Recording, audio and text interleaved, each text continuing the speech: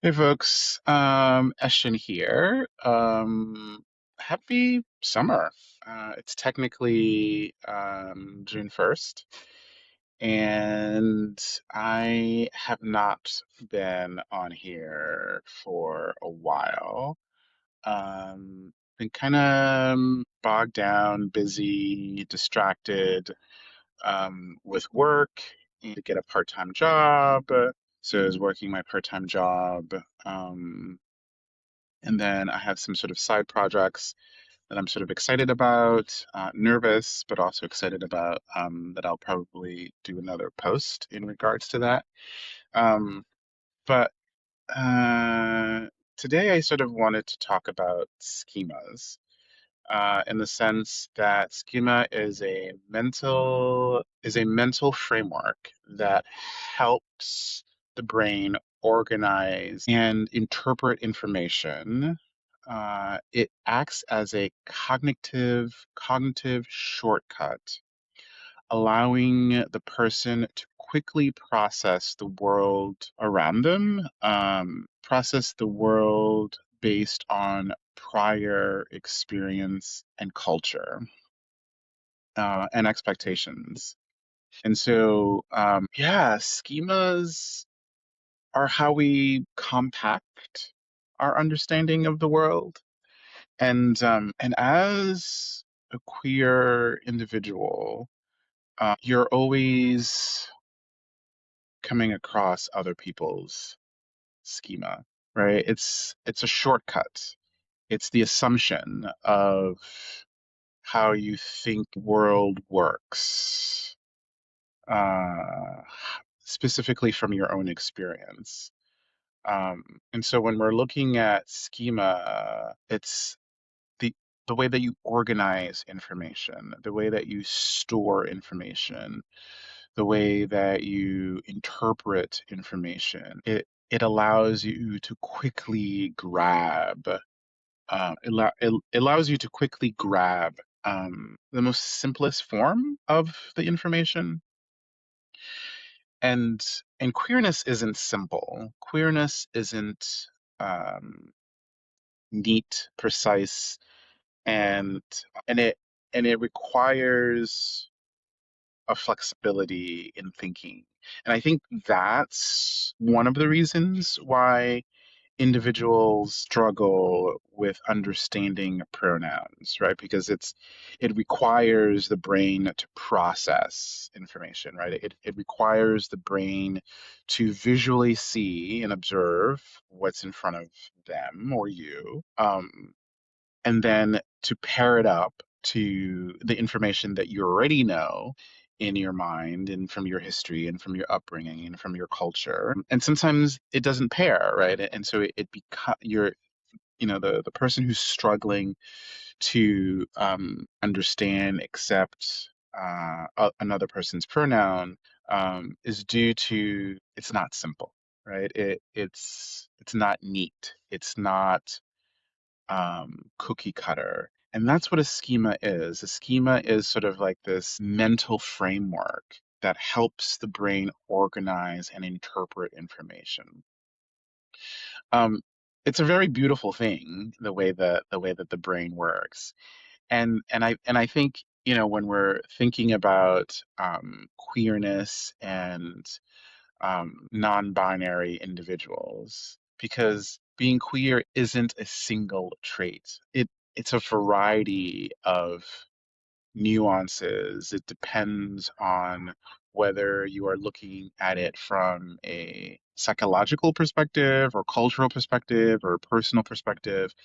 But the schema is what really holds, to a certain degree, our bias, not intentionally, but it prevents us from seeing the nuances in life. It keeps us from seeing other people's complexity. And so when we're talking about, in a broader sense, sort of like a social schema of being gay, um, in a broad social sense, the schema is a stereotype or a mental shortcut used to categorize um, people for not fitting in, for not fitting into sort of like that heteronormative framework, for not fitting in into that sort of expectation of male and female and the roles of pink and blue.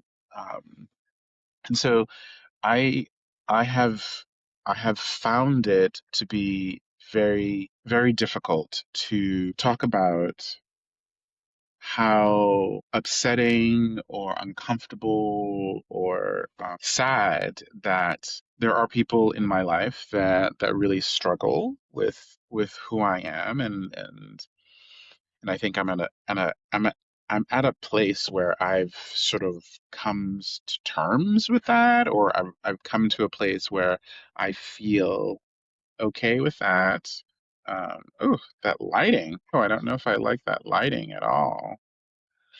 And so I think one of the things that we got to sort of look at, or one of the things that we sort of got to do, is work on understanding that life is not necessarily a very sort of like rigid thing, or you're trying to struggle not to be in a very sort of rigid state of mind. And the people that that I care for cannot pass, um see past what they cannot see. Because to a certain degree, a schema is your blind spot.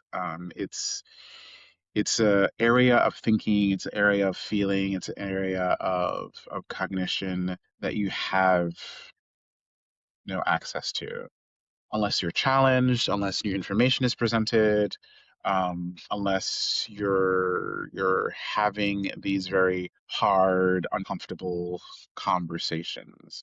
So yeah, I just wanted to just do this really quick video in regards to schema and queerness, and why it has always been a challenge for the queer community. Because as much as living in the US have privilege in the sense of education, and in the sense of the fact that I could even do this, right? The fact that I could go on vacation. And so like I live in one of the most freest countries in the world, and I'm very grateful, and I'm very honored and humbled that my immigrant parents were able to get over here and cultivate a life for me and my siblings.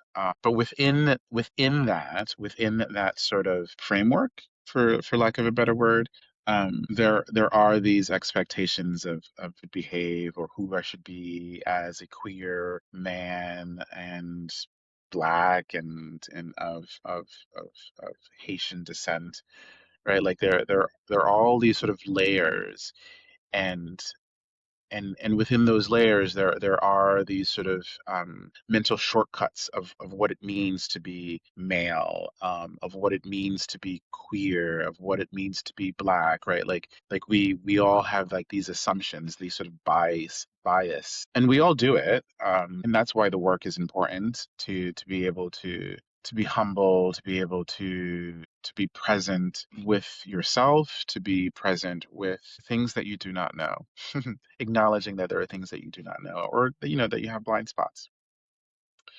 So, I just wanted to come on here really quickly and just sort of say that schemas, right? It's a mind trip.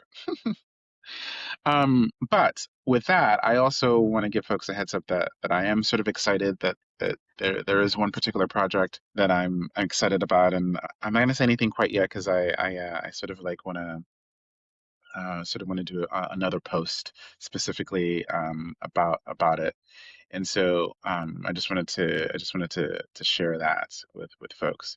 And so if you don't know, now you do. And happy June, everybody. Happy June 1st.